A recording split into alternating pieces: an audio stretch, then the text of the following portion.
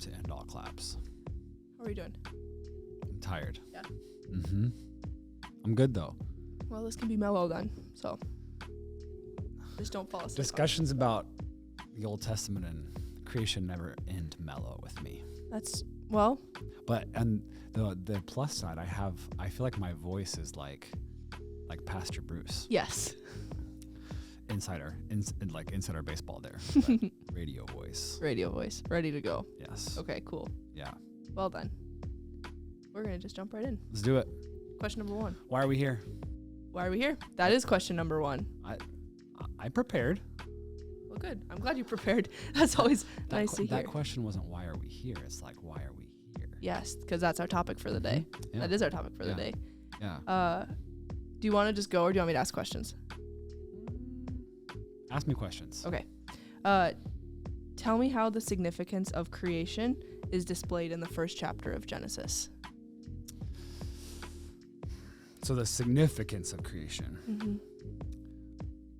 We should have just gone. Yep. We should have just Mm-hmm. started. So I think that creation is so cool because in the very first chapter, the very first part of the very first chapter, it talks about the Spirit of God hovering over the water. Mm-hmm. And I love that it just used that idea of the Spirit permeates everything else in Scripture. Mm-hmm. And so the more you read Scripture, the more you start to notice these things, you're like, it makes total sense that would be the first mention. Mm-hmm. Like in the beginning, God created the heavens and the earth. And the darkness was over the face of the deep, and the Spirit of God was hovering over the waters. Because it's just, oh man, how deep do you want to go? As deep as you want to in 25 minutes left. So I know. Creation is so like the echoes of creation throughout the rest of Scripture, specifically. Sorry. That's okay. Specifically, I turned on Do Not Disturb, so it must be my wife, which is hilarious. Hi, Kelsey. Hi, Kels. The echoes of the creation narrative like echo and ripple throughout the rest of the biblical narrative. Mm-hmm. And you can see little like pieces of it all throughout Scripture. So I think more than almost anything else, and I'm not a Bible scholar, so I'll just like put that out there. Mm-hmm. I'm just a interested nerdy dude. Yeah.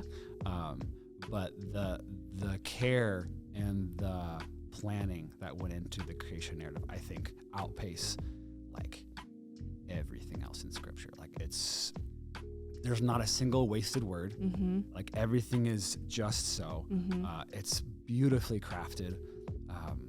So the significance of creation, like the way that Genesis 1 and 2 set it up, it's like both specific and not specific. I don't know. It's like here's what happened, but it's said in a way that doesn't like. How do you want to say it? Do you know what I'm saying? Mm-hmm. Like it's said in a way, it's written in a way where you don't go like, oh, I know exactly. Like Yeah. it leaves the imagination open, which I think Mm-hmm. is part of the genius. Mm-hmm. Part Can you of that, talk go for ahead. just a second on the audience of what this story originally was written for and like Yeah. the style that it was written Yeah, so that's a really important, really important distinction that I didn't really grasp until just recently. That, and I've said this before. I probably have said it on a podcast before, but the Bible wasn't written to you. It wasn't Mhm. written to me. It was written for me, Yeah. for my benefit, but it wasn't written to me. It was written to an ancient people. An Mhm. ancient people wrote it. An ancient Near Eastern people, like Middle Eastern, like they wrote it in Mhm. their tradition, in their style, with their phrases, with their even jokes. Mhm. I don't know that there's really jokes necessarily in the creation narrative, but all But through there it. would be like ironic things that they would Totally. get that we would Totally. take literally. Yeah, Mhm. and so we always have to. I just heard this the other day. To sympathetically read Scripture. Mhm. Our reaction to Scripture is not something to downplay. but our reaction to it shouldn't be the first thing that colors what we read. We need to sympathetically read, like, what is the text trying to say to me, without going, well, I don't understand that. That's not how I think about it, or that doesn't make sense to me in a modern 20th or 21st century. Like, of course it doesn't. Totally. Because it was written 2,000 years ago. Well, you even think about like Western culture and how long that's been around. What, 1600s? When did the Pilgrims get here? Like, not 1492. No, that was Columbus. Columbus. Same idea though. Like, even 500 years compared to 6,000 plus, like that they're writing to. So like, take a step back and put yourself like as best you can in their shoes. Like, changes everything. Yeah, and I think the message of creation is order from chaos. And I know you and I have talked a lot about this and how like that echoes again throughout all of Scripture, because it's what God seeks to do in our life. It's what he's already done on the cross. He's already conquered death, like arguably the most chaotic force in our lives today, right? Like, it sometimes ruins families, it separates relationships, like all these things. And when Jesus died on the cross, he conquered death. So like the ultimate order, well, we're not quite there yet, but it sets the precedent, or it sets the foundations for the ultimate order, which will be heaven. But that message of order out of chaos, I think, is so clearly laid out. And I know you're talking about creativity, and I think that oftentimes we think of creativity in this kind of chaotic sense, or at least when I like, interesting. This is kind of maybe my preconceived notions. When I come to it, I'm like, oh, the most creative people are like, they're like off the wall, banging on abstract. Yeah, exactly. And I think that it's very comforting for me to see arguably the greatest act of creativity, like it's called creation. It comes from the same word. And it was an act of order, of like, and he set this animal according to its kind, and then this animal according to its kind. Like, everything is ordered out. And so, for me, I'm not a super chaotic person, unless you ask my sister. She probably would say I am. But I'm more of a structure, order, that kind of person. And so it's easy to discount and say, I can't be creative because I'm not, like, I've preconceived it's supposed to look like. Well, like, God created all of creation. Both the more crazy bits. I mean, like, dude, nature's crazy. Totally. Like, both the crazy bits and like the totally mundane bits. Well, like, think of the size and the complexity of the God we serve then. Because I would say I find myself somewhere in the middle. I can do the, like, we're going to go nuts and we're going to create all this stuff and it's going to be like abstract, and then I can but I also personally need routine and I know I'm gonna wake up at this time in my schedule, so like I find myself somewhere in the middle. But like, that God can create people in the image of God, encompassing all of these like mathematical nerd type people, encompassed in the same creation, both in the image of God, with people who are like painting and expressing themselves, or like people who hike for hundreds of miles or stuff like that. Like, all of our different interests and passions he's placed on us because we're created in his image. Like, a scale of the God that we serve is crazy. And I think the other story of creation is like the totality of it. And I guess what I mean by that is like I should have said the completeness of it. Like, God created the heavens and the earth. Like, that's a way of saying, like, all of it. Like, he created all of it. Like here it is. Like, this is all of it. You know what I mean? And so it begs the thought then that, okay, if God created all of it, like, literally everything that we see, the creativity that it took to make the building that we're in, or the clothes that we wear, like, all originated with God. And so as we put our hope and our trust in that same God, and as he fills us with his Spirit, like, then we have that same, like, God can bring that creativity, the same creativity he used in creation, the same creativity he used to create me. Yeah. You.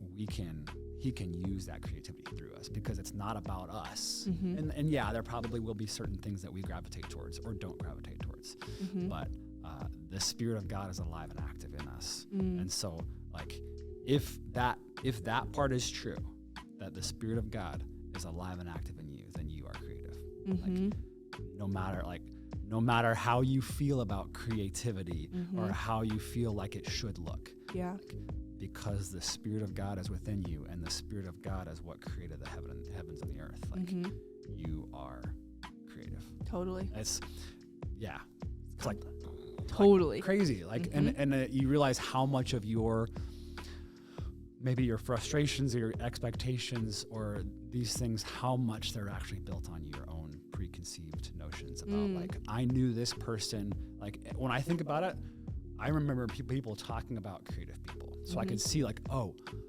that's what it looks like to be creative. Yeah.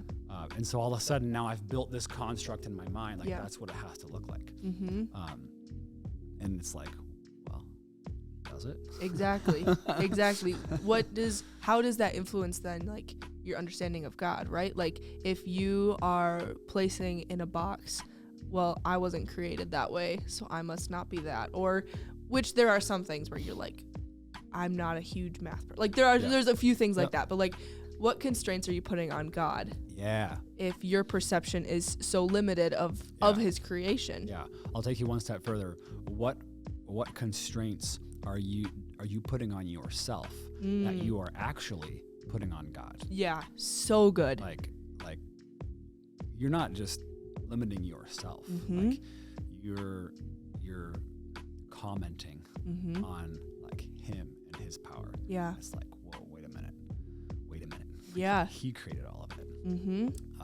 But I guess, I would encourage anybody to read the creation story and just, like, throw out everything.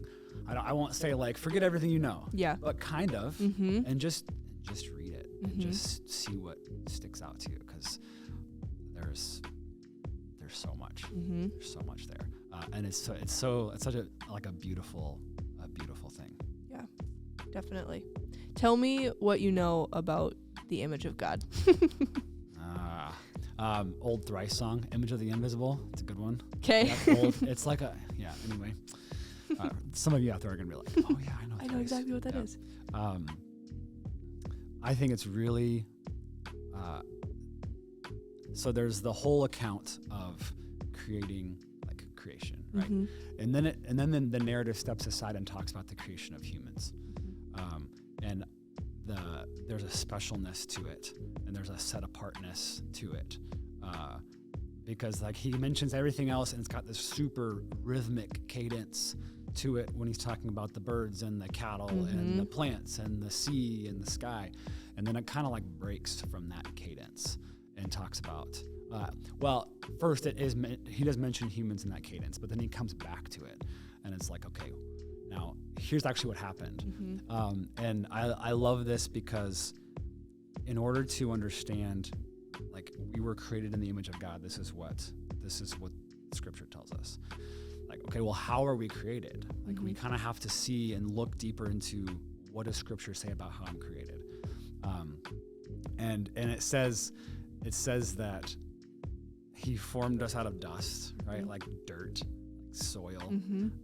I like to imagine, like, a sandcastle, like God's, like, getting down in the dirt to like scoop up these mounds of dirt. Like, I mean, that's a visceral image to me. Like, like God getting into the ground. He just created this earth. He called it good, and now he's scooping up the stuff that he just made. And because he realized it wasn't complete. And then it says he breathed the breath of life, and then he became a living soul, is often how it's translated. So there's two components there. There's the carbon, like the physical nature of me, and then Yeah. there's that breath of life. And so I think what's interesting about that is God doesn't have like a physical shell, you know, like he took on that physical shell when he came as the person of Jesus. But we have that, like God built us in this physical sense and then breathed breath into us. And oftentimes we go, okay, well, the breath part, like the spirit part, that's the part where we resemble God. Like, well, it doesn't say that actually. Yeah. Like, and I don't think that that's really even implied. Like, we are made in the image of God. Like, so there's some part of our bodies, our physical existence that also is like part of the image of God, which I think is so cool. Fascinating. Like when you talk about like the whole topic of body image, and I hadn't even considered this in my preparations for this, but like you were created, like your body, your physical appearance, like was created by God and in His image. Like, man, like the creator of the universe. Yeah. Like all of a sudden you start to go, oh, it wasn't a mistake. I wasn't created the wrong way, or you know what I mean? So yeah, I think it's important to recognize how those two things are married together. Like you're part physical and you're part spiritual, and those things are merged together. Yeah. And somehow we resemble our creator, and we don't really know like totally exactly what that looks like. I don't know. Is that what you were asking? Yeah, totally. Just teeing it up for the things that would come to your mind, because I want to hear what's in your head. Yeah, the intentionality, like I love that word when you read the creation narrative. Like I mentioned at the very beginning that like there's not a single word wasted, and I don't really think there's a single word wasted in all of Scripture. But it seems to me when I connect with the creation narrative in a way that it's so thoughtful, and so that same intentionality, like He built us and all of creation with that same intentionality. So it's what it actually means to be created in the image of God. Like I don't fully mentioned know, that last week in our week 1 our together night. I was like, I'm still struggling with this. I was like, I have not a very clear idea of what this means, but I feel like God couldn't have shown a greater way to love us than creating us as His children. Like there's no greater way to love us, and then sending Jesus because of that to reconcile our relationship with Him. Like there is no greater way for Him to show how He loves us. Yeah, I mean, like He created creation perfect, right? And then he's like, wait, you got me coughing. Yeah, now. sorry. It's like, okay, but wait, it's not complete. I need humans. Like that's a whole other thing to think about. Like, isn't creation good enough by itself? Yeah. Like the animals in the sea and all that kind of stuff. Like, no, like God said, no, it's not done yet. Do you have any last thoughts for this week of small groups? Yeah, I would say number one, take a hard look at your preconceived notions. And that's probably a note for like all of your life, but especially about you. Like what constraints, what constructs have you built that may or may not be true? And then as you read and as you digest, I'm encouraging you to read the whole creation narrative. And when you see the intentionality with which He created creation and the intentionality with which He created humans, like let that maybe inform those constraints and those preconceived notions about yourself, about how you're created, about maybe what your purpose is, what His plans are for you.